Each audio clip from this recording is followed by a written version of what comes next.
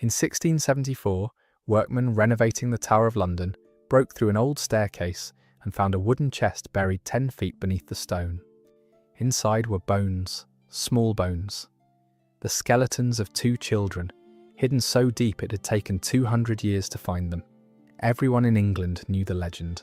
2 royal boys murdered and buried at the foot of a staircase. For 2 centuries, it had been a ghost story. And now, here it was. Real.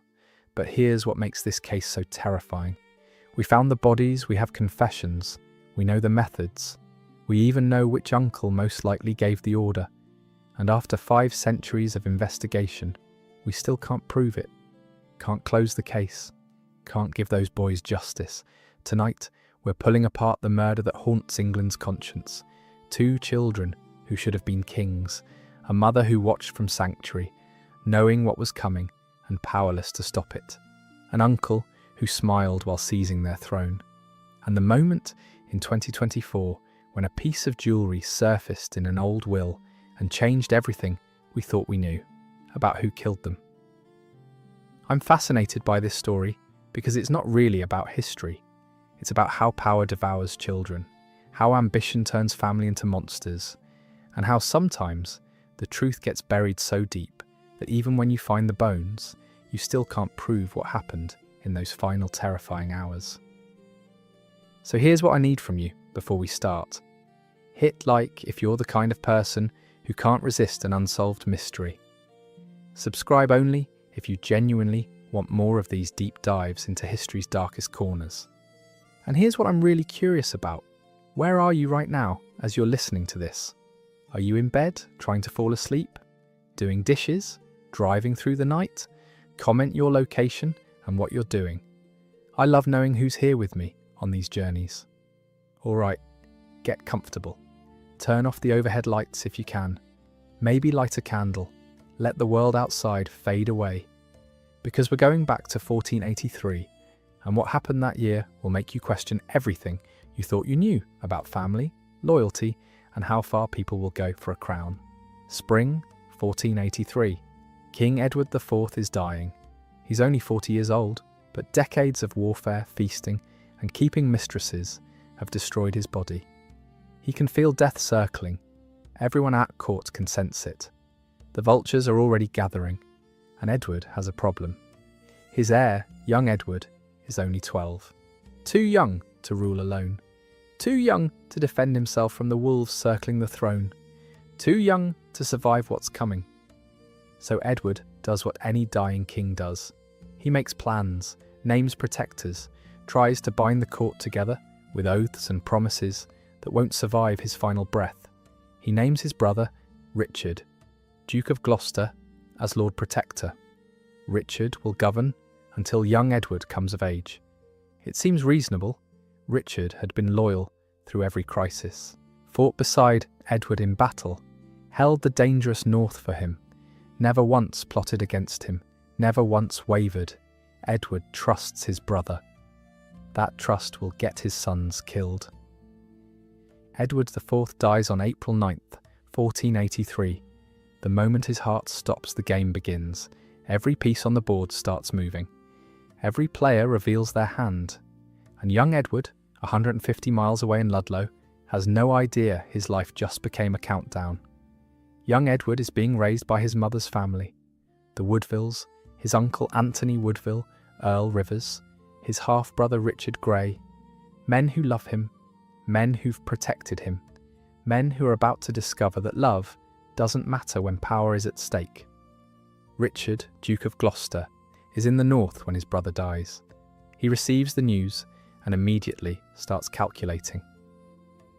The Woodvilles control young Edward. If they get the boy crowned quickly, before Richard can reach London, they won't need a Lord Protector. Richard will be sidelined, powerless, and the Woodvilles, who've never trusted him, will control the kingdom. So Richard moves fast. He writes to the council in London.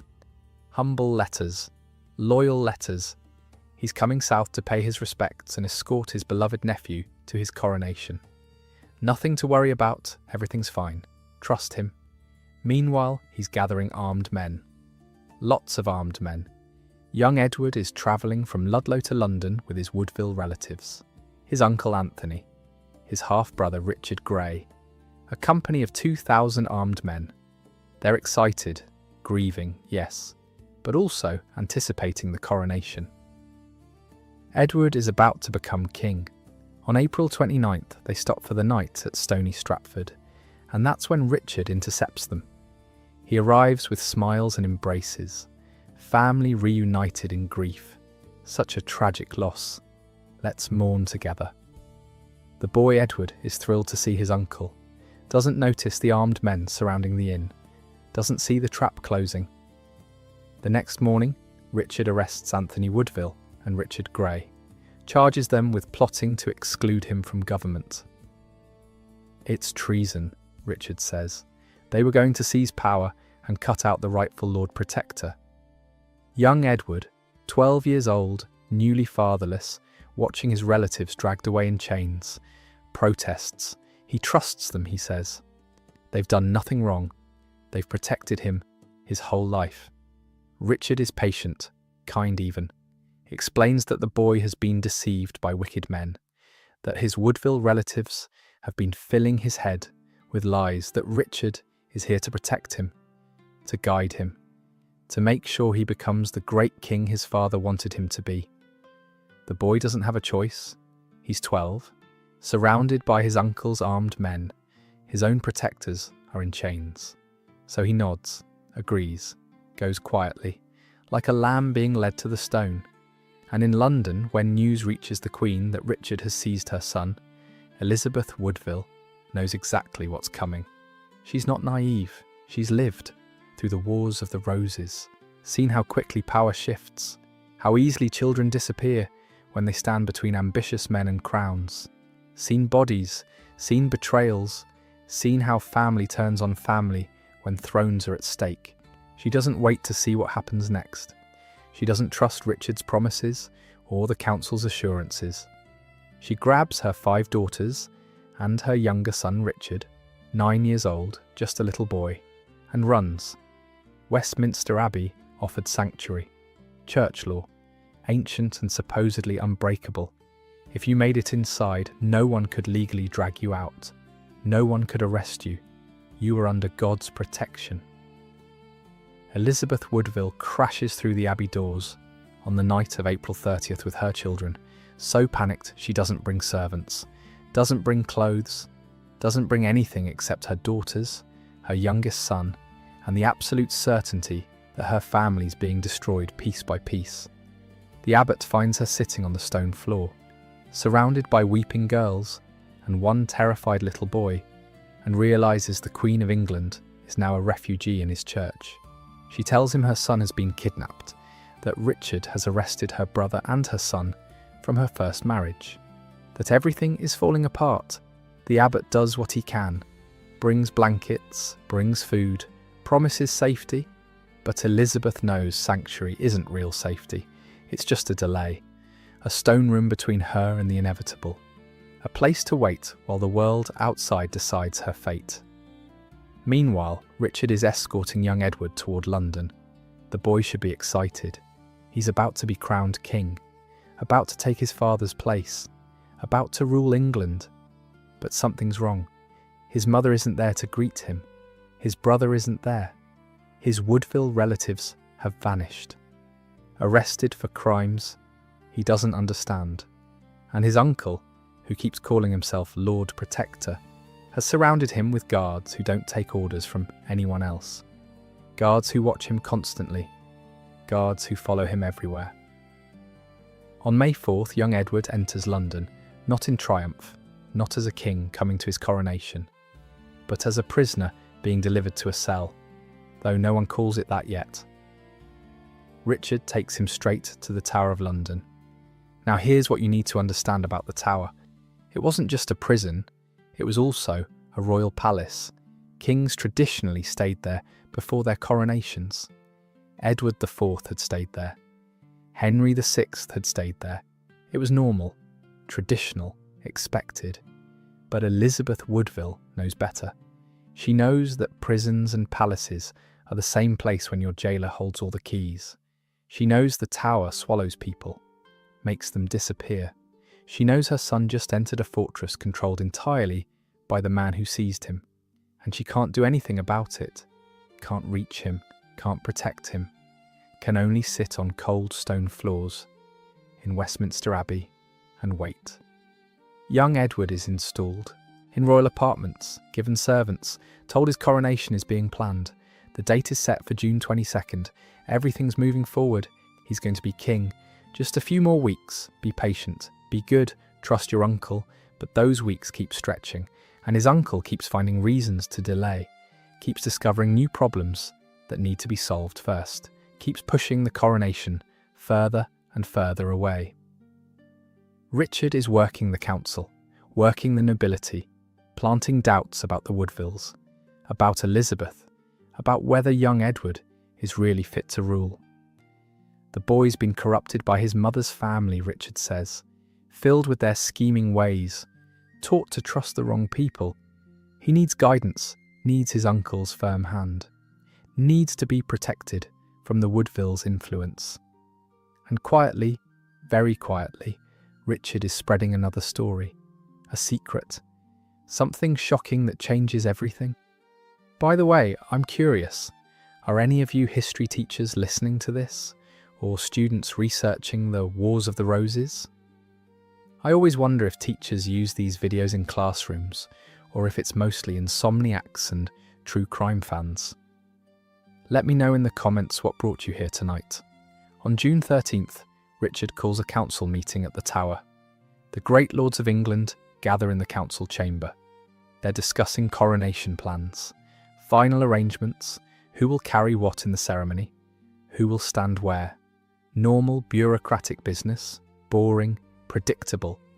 And then Richard explodes. He stands up, slams his hand on the table, accuses Lord Hastings, one of Edward IV's oldest friends, most loyal supporters, most trusted advisors, of treason, of plotting with the Woodvilles to murder Richard and seize young Edward, of betraying everything he'd sworn to protect. The other lords freeze. This came out of nowhere. Hastings protests. This is insane. He's been loyal for 30 years, fought in every battle, stood by Edward through every crisis, earned his position through blood and service. Richard doesn't care. He's already decided. Guards drag Hastings out of the council chamber. The other lords sit in stunned silence, too terrified to move, too terrified to speak. Outside, on Tower Green, there's a log. Just a log. No scaffold, no preparation, no ceremony. They bend Hastings over that log and cut off his head right there, blood soaking into the grass, his body twitching, his head rolling. Within an hour of the accusation, one of the most powerful men in England is dead. The message is crystal clear. Cross Richard and you die. Question. Richard and you die. Hesitate and you die. Even being innocent doesn't save you. Even being loyal for 30 years doesn't matter. Richard will kill anyone who stands in his way. And from that moment, no one in that council chamber will dare oppose him. They've seen what happens. They've seen the speed, the brutality, the absolute absence of mercy. They know that any of them could be next. And Richard has one more move to make. 3 days after murdering Hastings, on June 16th, Richard sends men to Westminster Abbey, to Sanctuary, to get the other boy. Elizabeth Woodville is living in those stone rooms with her daughters and 9-year-old Richard, waiting, knowing something terrible is coming, but not knowing what form it will take, praying, hoping, bargaining with God for more time. And then the Archbishop of Canterbury arrives with a message from the Duke of Gloucester. He wants young Richard, wants the boy to join his brother in the Tower. For companionship, the Archbishop says, Edward is lonely, needs his brother, needs family. It'll only be for a little while, until the coronation. Then they'll both come home. Everything will be fine. Trust us. Elizabeth knows this is a lie, knows it in her bones, knows that if she lets Richard go, she'll never see him again. But what choice does she have? She's in Sanctuary, surrounded by Richard's armed men, who are looking for any excuse to violate church law and drag everyone out by force.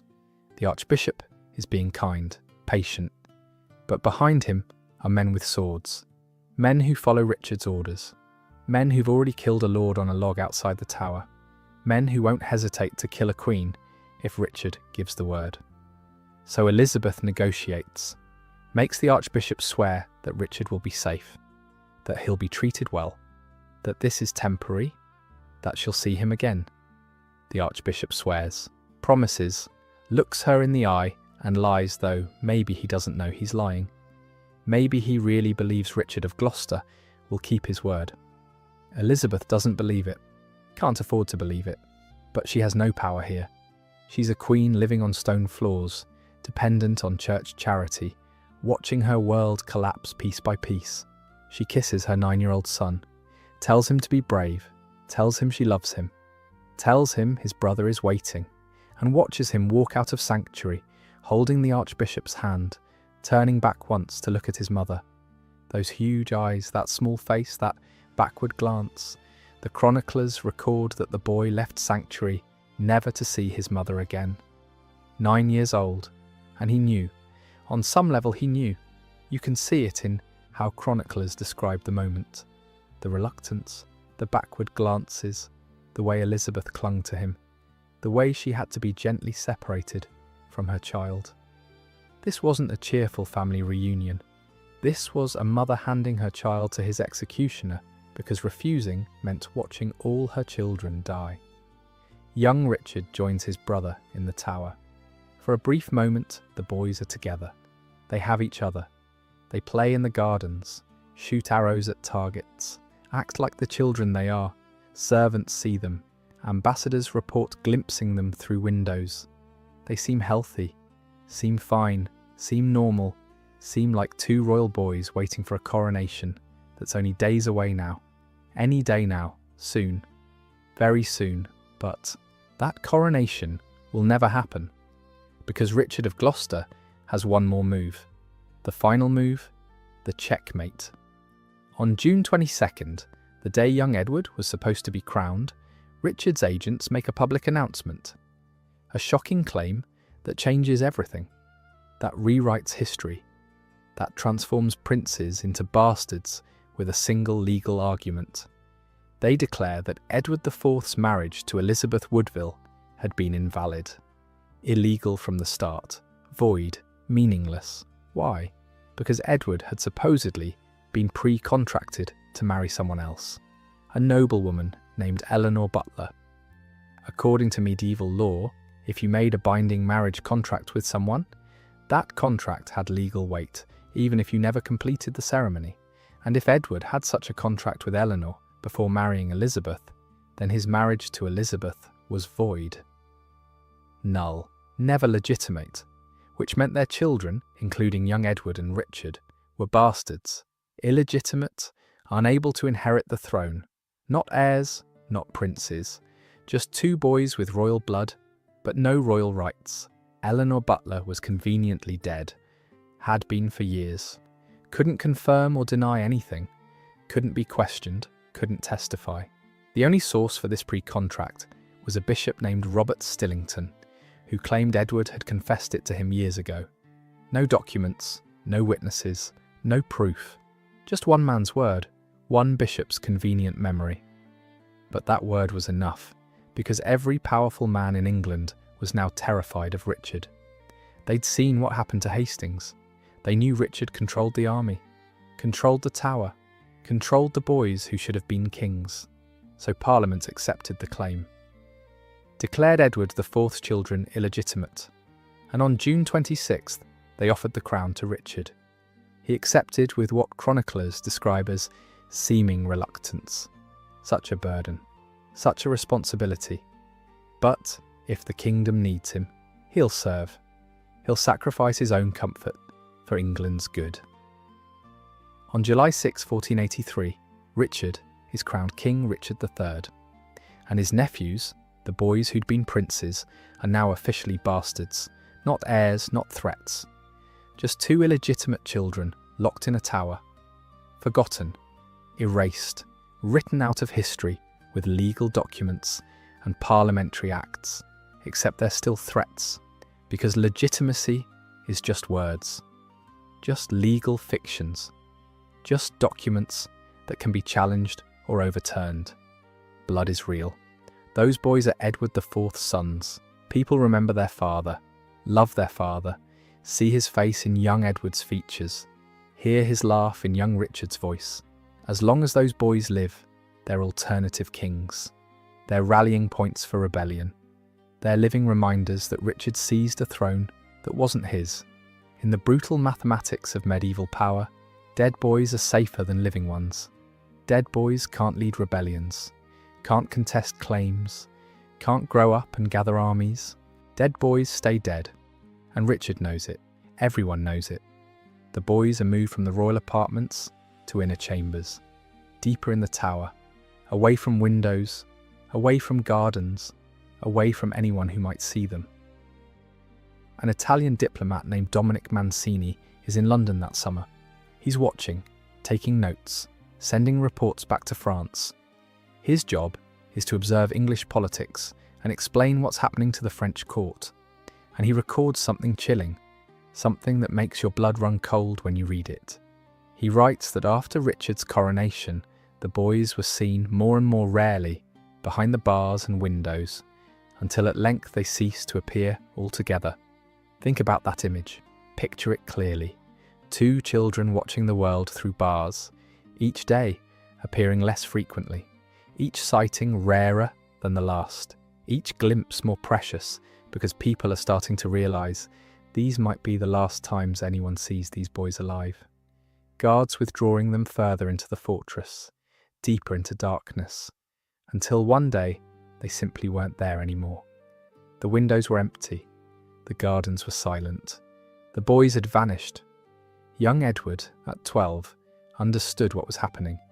His physician, Dr. Argentine, later testified that the boy was seeking confession daily, preparing his soul, praying constantly. A 12-year-old child, certain he was about to die, spending his final days trying to make peace with God, trying to cleanse his soul before men destroyed his body. What did those prayers sound like? What does a child say to God when he knows his uncle is going to murder him? Did he pray for rescue? For his mother to somehow save them? For loyal men to storm the tower and carry them to safety? Or did he pray for something simpler? For it to be quick? For his little brother not to suffer? For heaven to be real and waiting? For this nightmare to end? We'll never know. Dr. Argentine left the tower before the end. Couldn't bear to watch anymore. Couldn't stand being complicit in what was coming. Later, he'd tell people about the boy's desperate piety, his certainty of approaching death, his daily confessions, but he wasn't there when death actually came. He'd abandoned them, saved himself, left 2 children to die alone. By autumn 1483, the boys have vanished completely. No sightings, no reports, no glimpses through windows. Even the servants who'd been attending them are gone, replaced or silenced or paid off. And rumours start spreading through London, whispers in markets, in taverns, in churches where people pray for the souls of murdered children.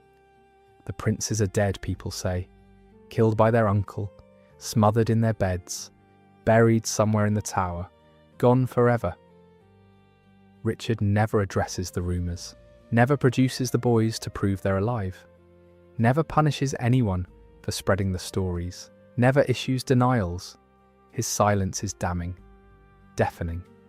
Because if the boys were alive, showing them would end all speculation instantly, would destroy his enemies' propaganda, would prove he wasn't a child murderer. One public appearance, one ceremony, one moment of the boys standing beside their uncle, alive and well. That's all it would take, but he doesn't, can't, won't. And foreign courts start drawing conclusions. In January 1484, the Chancellor of France publicly declares that Edward's children have been killed with impunity and the crown has been transferred to their murderer. This isn't gossip. This isn't rumour. This is official diplomatic condemnation. France, Burgundy, the Holy Roman Empire. They all believe Richard killed his nephews. Believe it so firmly, they say it out loud in public forums. Richard's reign is poisoned from the start. He's King Richard III, anointed and crowned, but everyone calls him the uncle who murdered children. Calls him a tyrant, a usurper, a monster. Rebellions rise against him, not because people love the Woodvilles, not because they're loyal to Edward IV's memory, but because people won't accept a child killer on the throne, won't bow to a man who murdered his own nephews for a crown. The first major rebellion comes in October 1483, just months after Richard's coronation. It's led by his former ally, the Duke of Buckingham, the same man who'd helped Richard seize power, who'd supported the bastardization of Edward's children, who'd stood beside Richard through every step of the coup. Now Buckingham is raising an army against him, calling for Richard's overthrow, supporting a rival claimant. Why? What made them turn on each other so violently, so quickly? What broke that alliance? Some historians think Buckingham killed the boys, not on Richard's orders, on his own initiative, maybe thinking he was doing Richard a favour, maybe pursuing his own claim to the throne. Buckingham had royal blood. Descended from Edward III on both his mother's and father's sides. With the boys dead and declared illegitimate, he was actually high in the succession line. High enough to matter. He also had opportunity. When Richard went on royal progress that summer, touring his new kingdom and accepting oaths of loyalty, Buckingham remained in London with significant power and influence, access to the Tower, control over key positions, the ability to give orders that would be obeyed. If anyone other than Richard could have murdered the princes, it was Buckingham. There's a Portuguese chronicle from the 1480s that claims the Duke of Buckingham, by his orders the children were starved to death. Starved. Not smothered quickly with pillows, not killed in a moment of violence, but slowly, cruelly starved until their small bodies gave out, until they were too weak to stand, too weak to cry, until death was a mercy. It's a different story than the one we usually hear, a different method, a different timeline, from a source with no obvious reason to lie. A Portuguese chronicler had no stake in English politics, no reason to protect or condemn anyone, just recording what he'd heard. And in 1980, researchers found something extraordinary. A Tudor-era document in the College of Arms, stating the princes were killed by the vice of the Duke of Buckingham. By his advice, his counsel, his design, not his hand necessarily, but his planning, his orders, his responsibility. Could Buckingham have acted alone? It seems unlikely. The Tower was a fortress. Its constable was appointed by the king. Every guard, every servant, every official answered ultimately to Richard. For Buckingham to murder the princes without Richard finding out would require either spectacular incompetence on Richard's part or his willful blindness. Unless Richard wanted the boys dead, but needed someone else's hands to be bloody. Unless the whole thing was designed with plausible deniability built in. Richard could claim innocence, blame Buckingham, seem shocked and betrayed, while getting exactly what he needed. Dead boys, secured throne, clean hands, but Buckingham's rebellion fails spectacularly. His army dissolves in storms and floods. His support melts away. Nobles who'd promised men and money suddenly develop convenient memory problems. He's betrayed by one of his own servants and captured. On November 2nd, 1483, Buckingham is executed, beheaded in the market square at Salisbury, and whatever he knew about the princes dies with him. Richard could have interrogated him, could have demanded the truth, could have publicly exposed Buckingham as the murderer if Buckingham really was guilty. Instead, Richard just kills him and moves on, ends the threat, silences the witness, which makes you wonder what questions Richard didn't want answered, what secrets Richard needed buried along with Buckingham's body. But there's another suspect, one who had just as much motive as Richard, just as much opportunity, and who actually benefited most from the prince's deaths in the long run. His name was Henry Tudor. In 1483, he was nobody. A Lancastrian exile hiding in Brittany with a laughably weak claim to the throne. His grandfather had been a Welsh servant who'd secretly married a French queen. That was it. That was his royal blood. Barely a trickle, barely worth mentioning, but with the princes dead and Richard hated, Henry suddenly had an opening, a chance, a path to power. He made a promise, a brilliant political promise that changed everything. If he could defeat Richard and take the throne, he would marry Elizabeth of York, the prince's older sister, the Yorkist princess, the daughter of Edward IV. By marrying her, Henry would unite the warring houses, Lancaster and York, red rose and white rose, an end to decades of civil war, an end to the endless cycle of rebellion and revenge. It was exactly what England wanted, what England needed, what England had been bleeding for, and it made Henry a viable candidate when he should have been a joke. In August 1485, Henry invaded England. His army was small, poorly equipped, mostly foreign mercenaries who didn't care about English politics, facing Richard's larger, better-trained forces, professional soldiers who'd fought in the Wars of the Roses, who knew their business. But Richard's support was soft, rotting from within. People didn't want to die for a child murderer, didn't want to bleed for a man who'd seized the throne by murdering his own nephews. At the Battle of Bosworth Field, key nobles simply didn't fight for Richard, switched sides mid-battle, or stood back and watched, waiting to see who would win before committing their men. Richard, wearing his crown, charged personally at Henry, trying to end it in single combat, trying to prove he was the rightful king, trying to win through personal courage what he'd lost through moral bankruptcy. He got close, almost reached Henry, his sword cutting through the guards protecting the pretender. For a moment, it seemed possible. For a moment, Richard might actually win. Then he was surrounded, dragged from his horse, his skull split open with a halberd, his body hacked and stabbed, stripped naked and slung over a horse like a dead deer. Like garbage. They found his crown in a thorn bush, placed it on Henry Tudor's head, and just like that, Henry VII became King of England. One of his first acts was to marry Elizabeth of York, just as he'd promised. The red rose and white rose united, the Wars of the Roses officially over, the Tudor dynasty beginning. It's a fairy tale ending, romantic, triumphant, the good guys winning, the tyrant defeated, except for one problem. Henry's claim to the throne was terrible, laughable. Elizabeth of York had a much stronger claim through her father, and her brothers, if they were alive, had stronger claims still. Edward and Richard, the boys in the tower, if they were still breathing, they had better rights to that throne than Henry. Much better. Undeniable, really. So here's the theory that keeps some historians up at night, the theory that changes everything. What if Richard didn't kill the princes?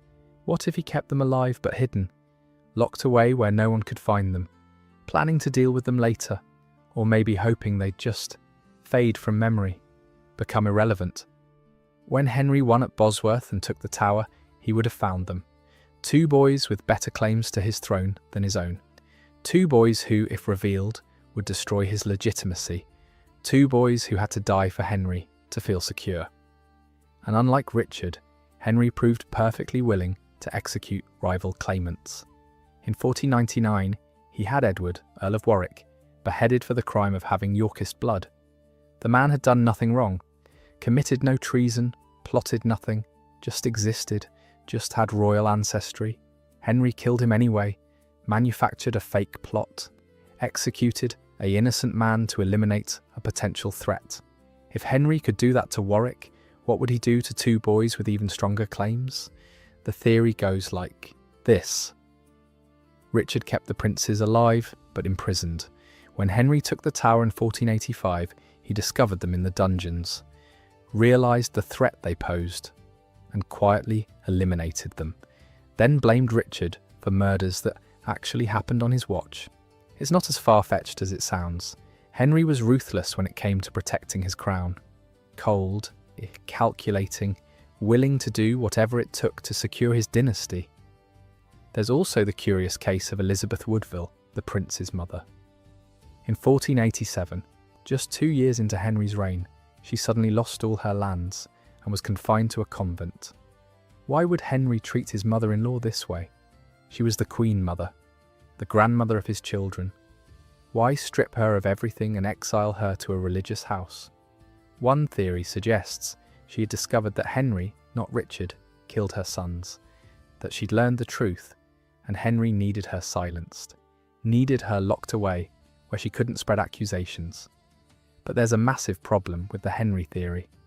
No contemporary source, not even Richard's most die-hard supporters, ever accused Henry of killing the princes. Not one. If there had been even a whisper of suspicion, Richard's loyalists would have used it as propaganda, would have screamed it from every available platform, would have turned Henry into the villain and Richard into the wronged king who protected his nephews only to have them murdered by the usurper. They didn't, because by 1485, everyone already believed the boys were long dead, already knew Richard had killed them. The timing doesn't work.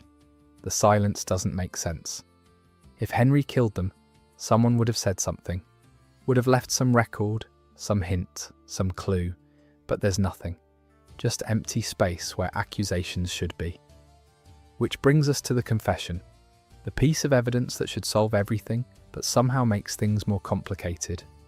In 1502, nearly 20 years after the princes disappeared, a man named Sir James Tyrrell was arrested for treason against Henry VII.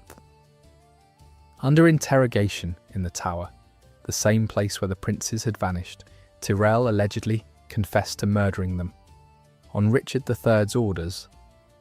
According to the confession, which we only know from second-hand accounts written years later, Richard had summoned Tyrrell secretly, told him what needed to be done, ordered him to kill the boys.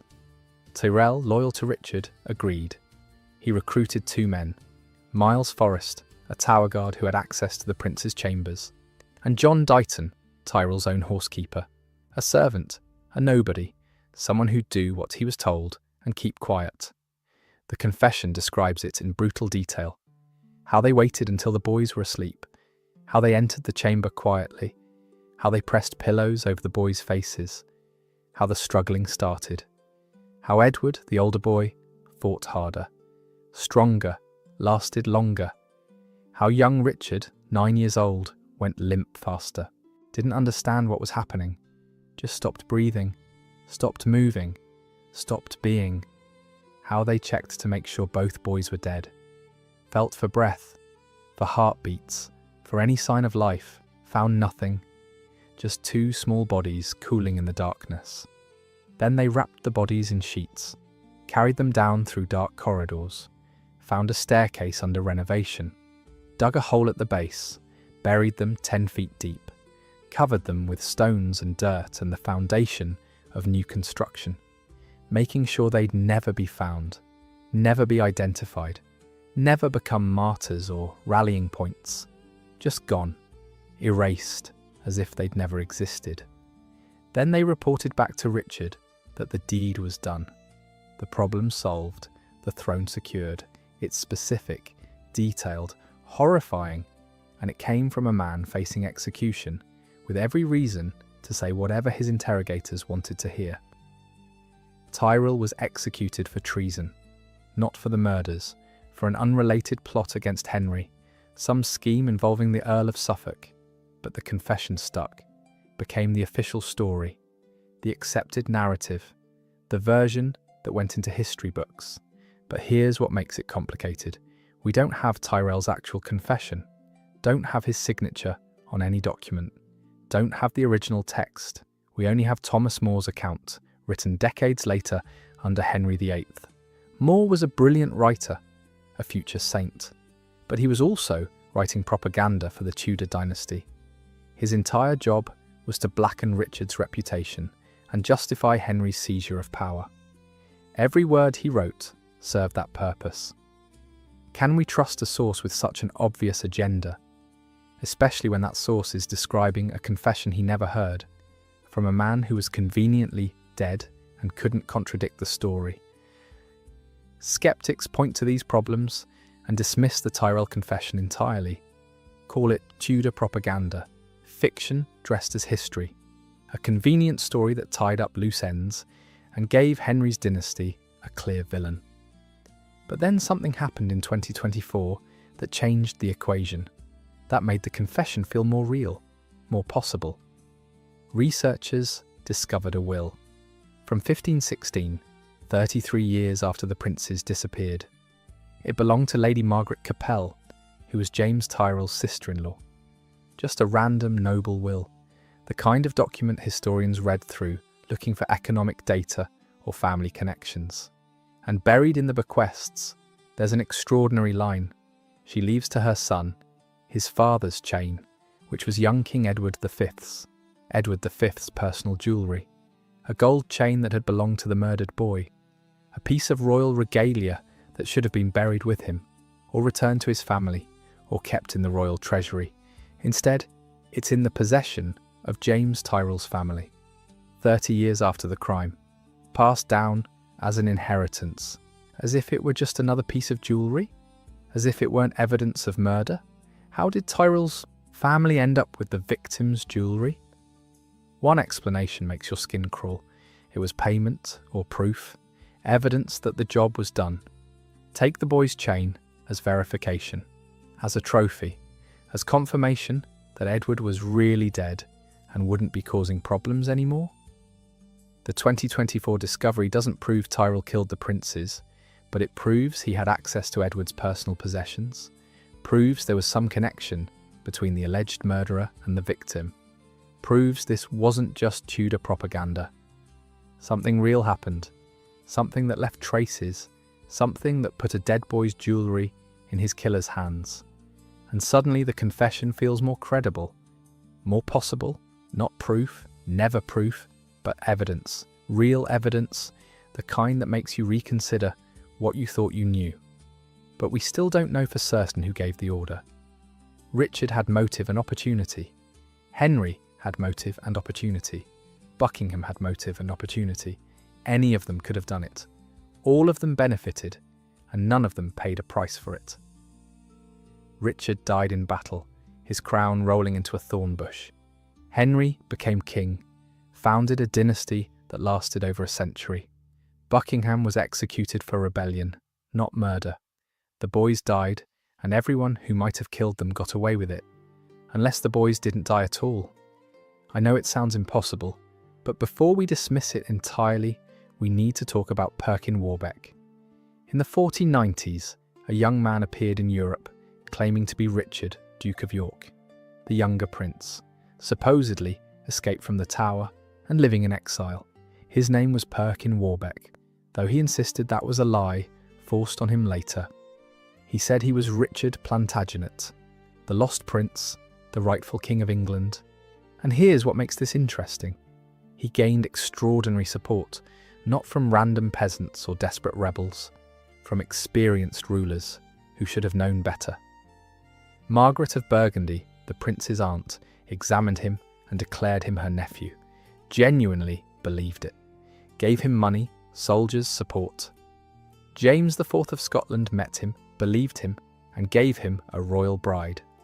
Married him to Lady Catherine Gordon, a Scottish noblewoman. Treated him as a legitimate prince. Holy Roman Emperor Maximilian I reportedly examined the young man and verified his identity through birthmarks only the real Richard would have. Birthmarks that couldn't be faked or invented. Physical proof of identity. These weren't fools.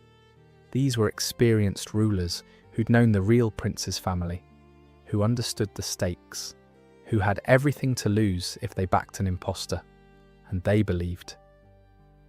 Warbeck told a consistent story, never varied it, never contradicted himself. He said that on the night of the murders, the assassins killed his older brother Edward. But when they came for Richard, one of them, he claimed it was John Dighton, couldn't go through with killing a 9-year-old child. Saw Those huge eyes, that terrified face, that small body shaking, and couldn't do it. Couldn't murder a child in cold blood. So he smuggled Richard out of the tower, sent him into hiding with instructions never to reveal who he was, never to claim his identity, never to seek the throne. For years, young Richard lived in exile, terrified, powerless, watching his uncle die, watching Henry seize power, watching his sister marry the man who sat on his throne. Until finally, he couldn't stay silent anymore. The guilt, the rage, the knowledge that his brother had died while he'd been spared. It ate at him, drove him forward. So he came forward, claimed his identity, demanded his crown, sought justice for his murdered brother. It's a compelling story, almost too compelling, the kind of story that seems designed to tug at emotions, to create sympathy, to rally support. Because Henry VII couldn't just dismiss it, couldn't ignore it. If Warbeck really was Richard Plantagenet, Henry's entire reign was illegitimate. His marriage to Elizabeth of York was meaningless. His children had no claim to the throne. Everything he'd built would collapse. So Henry hunted him, spent years and fortunes tracking him down, offered rewards for information, sent spies into European courts, made deals and threats, finally captured him in 1497 after Warbeck's invasion of Cornwall failed.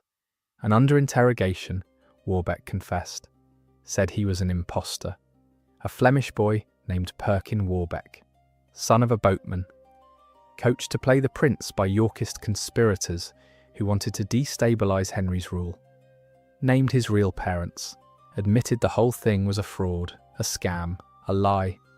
Then Henry executed him anyway. In 1499, Warbeck was hanged at Tyburn, displayed as a warning, as proof of what happened to impostors and pretenders. If he was really just an impostor, why kill him? Why not keep him alive as proof of the deception? Parade him around, make him publicly confess over and over, use him as propaganda to show how desperate Henry's enemies were.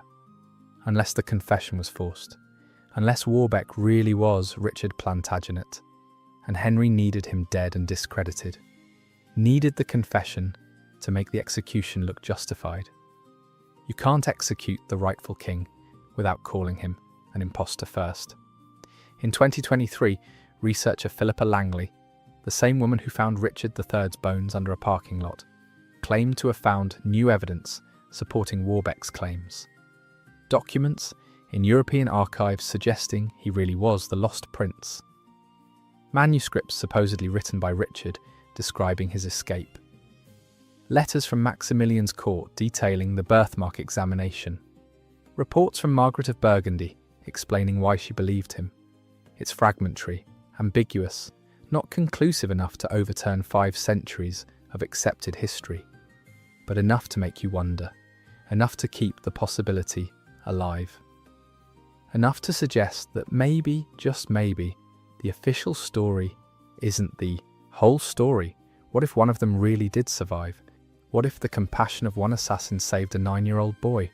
What if Richard grew up in exile, watching from afar, until he couldn't stand the silence anymore? Most historians reject the survival theories, and honestly, the evidence is thin, fragmentary, open to multiple interpretations.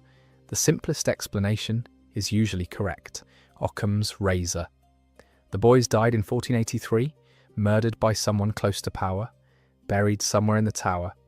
End of story. Except it's not the end, because in 1674, nearly 200 years after the murders, workmen were renovating the Tower of London. Specifically, they were working on the White Tower, demolishing an old staircase to build something new, something modern, and 10 feet beneath the stairs, they found something.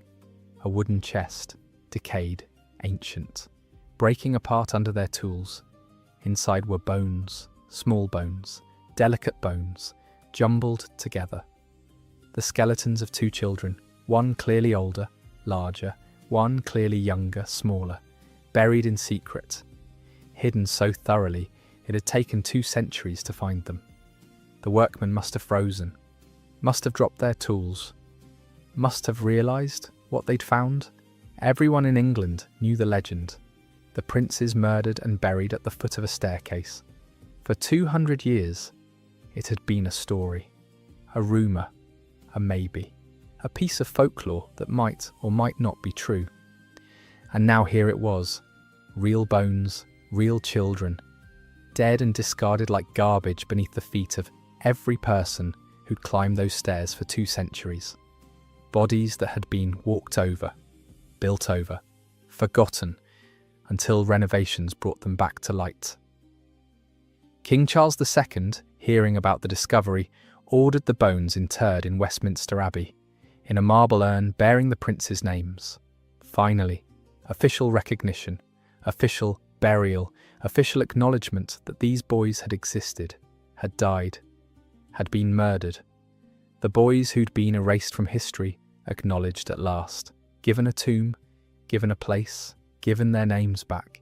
Case closed, right? Except not really, because those bones were never properly examined. Never confirmed as the princes, just assumed. Someone found 2 skeletons of roughly the right ages, in roughly the right place. And everyone decided it must be them. Must be Edward and Richard. Must be the lost princes. In 1933, the urn was opened. A medical examiner named William Wright analysed the bones using the techniques available at the time. Concluded they belonged to 2 children of approximately the right ages, one around 10 to 13, one around 7 to 11. The ranges were wide, imprecise. Medieval nutrition made aging bones difficult. Children who were malnourished looked younger in their skeletal development. Children who died of illness might show different markers than healthy children. Children who were starved would show yet different patterns. Wright couldn't determine sex. The bones were too young, too undeveloped, couldn't confirm identity, couldn't date them precisely. Used methods we now consider outdated and unreliable. His conclusion was basically, probably the princes maybe, if we're lucky. Not exactly slam dunk evidence. Not exactly scientific certainty. Modern forensic scientists have pointed out numerous problems with the 1933 analysis. The age estimates could be off by years. The sex determination was pure guesswork. The dating methods were inadequate. Without DNA testing, we can't even confirm these are bodies from the 15th century, let alone specifically Edward V and Richard, Duke of York.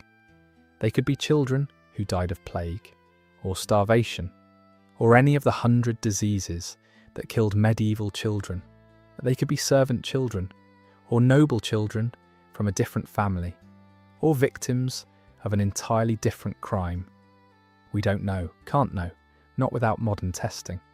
The solution seems obvious. Test the bones, use modern forensic techniques, extract DNA, and compare it to known descendants of the Yorkist line. We have the technology. We have potential comparison samples. Richard III's bones were tested. We know his DNA. We could compare it to the prince's bones, could prove or disprove the relationship. We could answer the question definitively. Prove whether those bones in Westminster Abbey are really the lost princes or just 2 other children who died and were buried in the tower for entirely different reasons. We could know, finally know, after 5 centuries of speculation and theory and uncertainty. We could have answers, but here's the maddening part, the absolutely infuriating part. The Church of England won't allow it. The Crown won't allow it.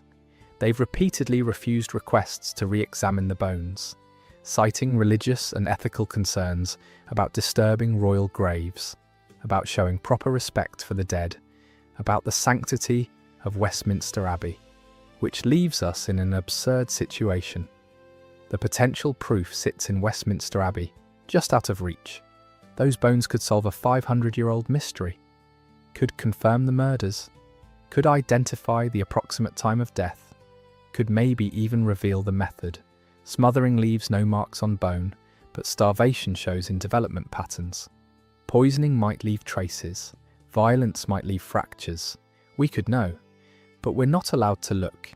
It's frustrating beyond words. Infuriating.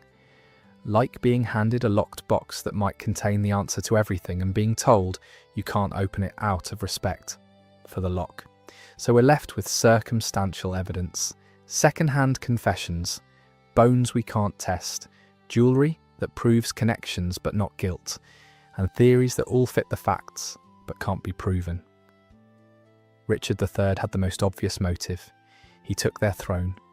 He controlled the tower. He declared them illegitimate. He never produced them to counter rumours of their death. Foreign governments openly called him a murderer. His own subjects rebelled against him specifically because they believed he'd killed children. If Richard didn't kill them, his failure to prove they were alive destroyed his reign anyway. The outcome was the same, whether he was guilty or innocent. Henry VII had motive too, weaker claim, needed them gone to feel secure, married their sister and founded a dynasty on their erasure. He's the one who extracted Tyrell's confession 20 years later, who executed Warbeck, who made sure every potential Yorkist claimant was discredited or dead, who benefited most in the long run from their disappearance. He had everything to gain. Buckingham had motive and opportunity, royal blood of his own, access to the tower, a sudden rebellion that suggests guilty knowledge or betrayal or horror at what had been done. He died before anyone could question him properly, before the full truth could emerge, before justice could reach him. And maybe that's the point. Maybe there is no full truth, no neat answer, no satisfying conclusion. Maybe it's all fragments and theories and stories that can't be verified. Maybe the prince's real legacy isn't how they died, but how their deaths broke something in England's political system, showed that not even children were safe, that blood meant nothing when power was at stake, that innocence offered no protection, that family would murder family for a crown.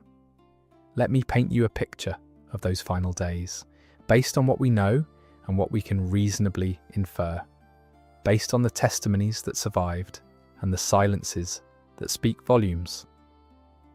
It's summer 1483.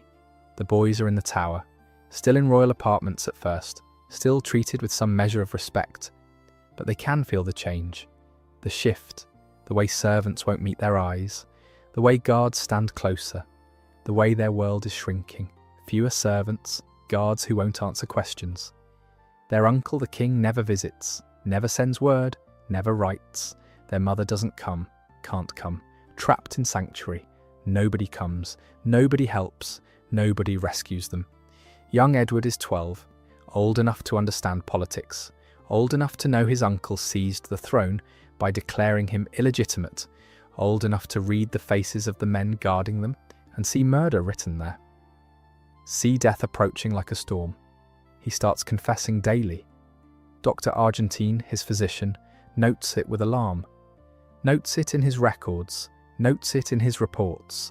A 12-year-old preparing for death, not playing, not studying, not doing anything a child should do. Just praying, constantly, desperately, trying to make peace with God before men make war on him, trying to cleanse his soul, trying to prepare for whatever comes next. His little brother Richard is 9, probably doesn't fully understand, just knows something's wrong, knows his mother isn't coming, knows Edward is scared, knows the guards look at them differently now, maybe asks questions Edward can't answer. Maybe Edward lies, says everything will be fine, says they'll be rescued, says someone will come, knowing it's not true but unable to burden his baby brother with the truth, unable to say, we're going to die and no one's coming to save us. They're moved deeper into the tower, away from windows where ambassadors might glimpse them, away from gardens where servants might see them, into inner chambers. Dark rooms, stone rooms, rooms with bars on the windows and guards outside the doors. Rooms that start to feel like cells, like tombs, like the places where hope goes to die. The servants are replaced, faces they knew, people who'd cared for them, replaced with strangers. Men who work for their uncle, men who follow orders without question, men who might be willing to do terrible things if the price is right. At some point, someone comes for them. We don't know exactly when. Late July, August, September. Mancini says they'd stopped appearing at windows by autumn, stopped being seen, stopped existing in any public way. So sometime in that window, sometime in those hot summer months, someone entered their rooms. Maybe it was Tyrrell with Forrest and Dighton. Maybe it was Buckingham's men. Maybe it was someone else entirely, whose name we'll never know. But someone came, and the boys knew. They'd been expecting it, Edward especially. He'd been preparing his soul for weeks, confessing, praying, making peace with God. Did they fight? Did they scream? Did Edward try to protect his little brother? Throw himself between Richard and the assassins? Or were they asleep, never knowing? One moment dreaming of rescue or home or their mother, the next struggling against pillows pressed over their faces, hands pinning them down, strong hands, adult hands, merciless hands. Air running out, lungs burning, panic, terror, the desperate animal fight for breath, for life, for one more moment, and then nothing. Darkness, silence, two small bodies going still. Two sons of Edward IV, who'd been kings and then princes and then bastards, and finally just corpses. Problem solved, threats eliminated. The killers would have checked, made sure both were dead. Felt for breath, for heartbeats, for any sign of life. Found nothing. Just two children who'd stopped being people and become bodies. Stopped being threats and become trash to be disposed of. Then wrapped the bodies, carried them down through dark corridors. Stone corridors, ancient corridors that had seen so much death over the centuries. Found a staircase under renovation. Dug a hole at the base, 10 feet deep. Deep enough that no casual excavation would find them. Deep enough that they'd be forgotten. Buried them in that hole. Covered them with stones and dirt and the foundation of new construction. Making sure they'd never be found. Never be identified. Never become martyrs or rallying points or symbols of murdered innocence. Just gone. Erased. As if they'd never existed. And for 200 years, it worked. The boys vanished. Their mother died without knowing for certain what happened. Died in a convent, stripped of her lands, punished for crimes she didn't commit. Their sisters grew up with the ghost knowledge that their brothers were murdered, but no proof.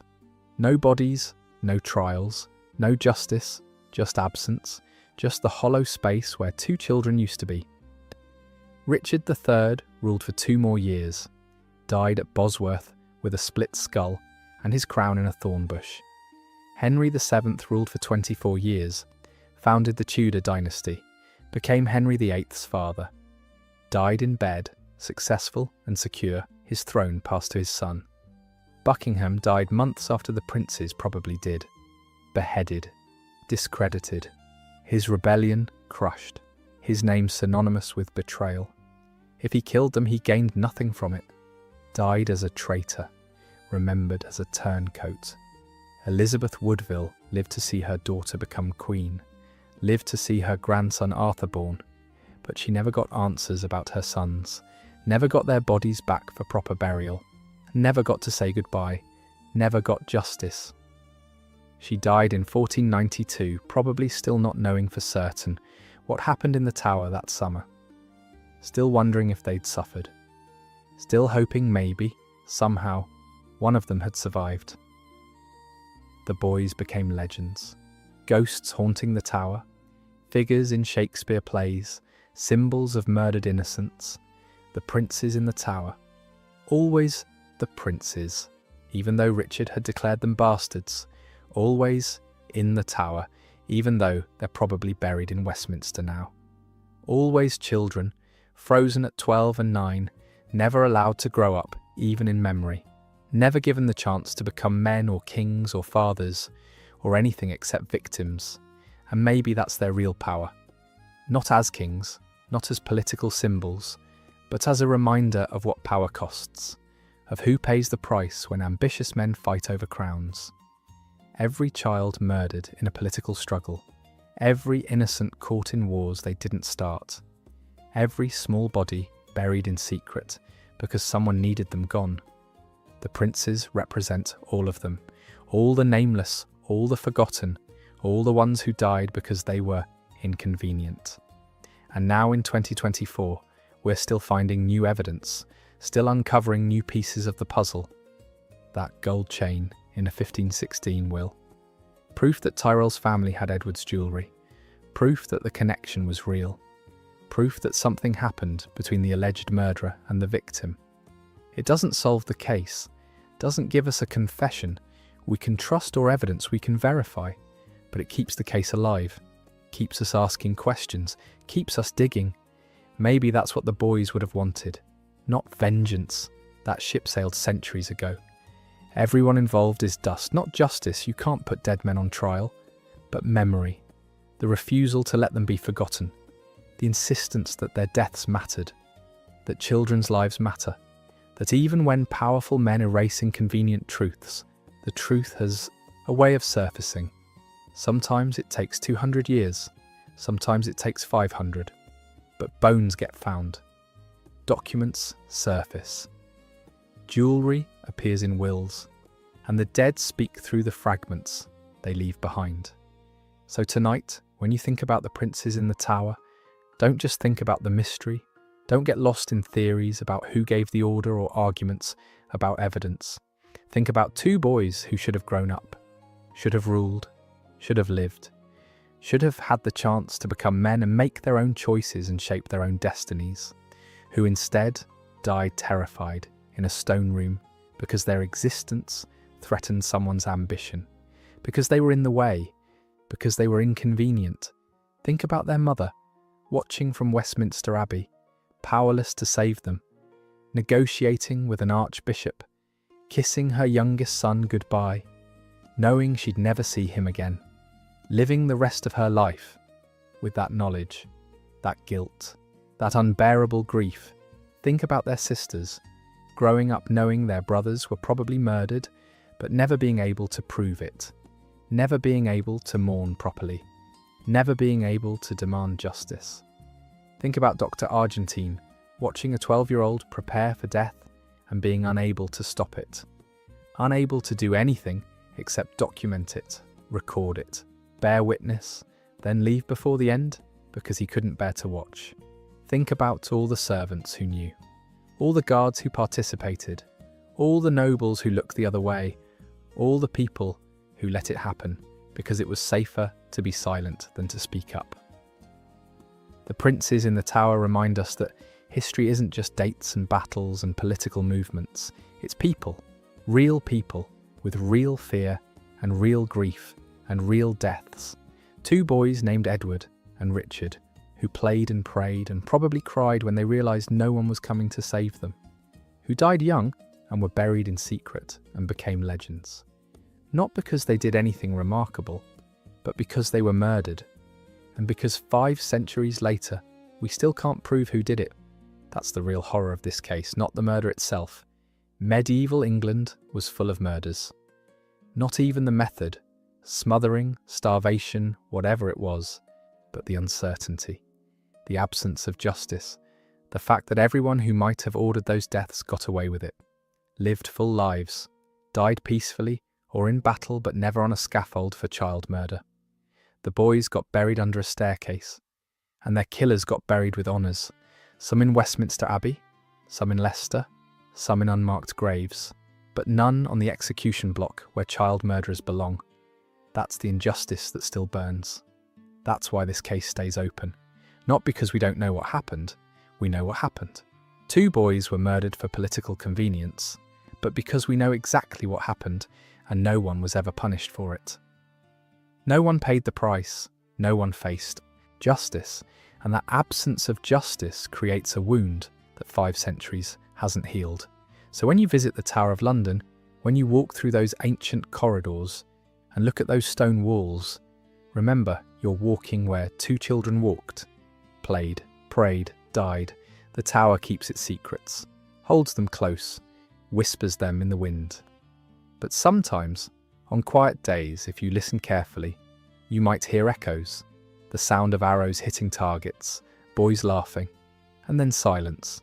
The terrible silence of erasure, of children who vanished and left only questions behind. The princes in the tower didn't just lose their lives, they lost their chance to be remembered accurately. Lost their chance to grow up and make their own history. Lost everything to someone's ambition. And 5 centuries later, we're still trying to give them back their names. Their story, their truth. It's the least we can do. The very least.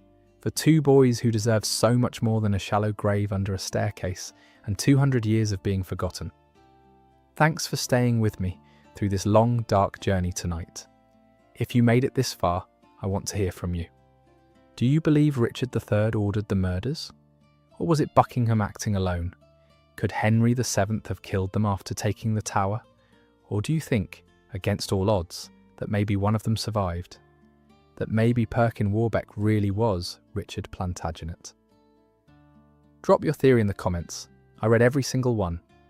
And if stories like this fascinate you, stories about power, betrayal, and the children who paid the price for adult ambition, then subscribe, hit that button, because we're just getting started. There are so many more stories like this, so many more victims, so many more unsolved mysteries from history's darkest corners, so many more children who were erased because they were inconvenient. And we're going to tell every single one of their stories. Sleep well tonight, or don't.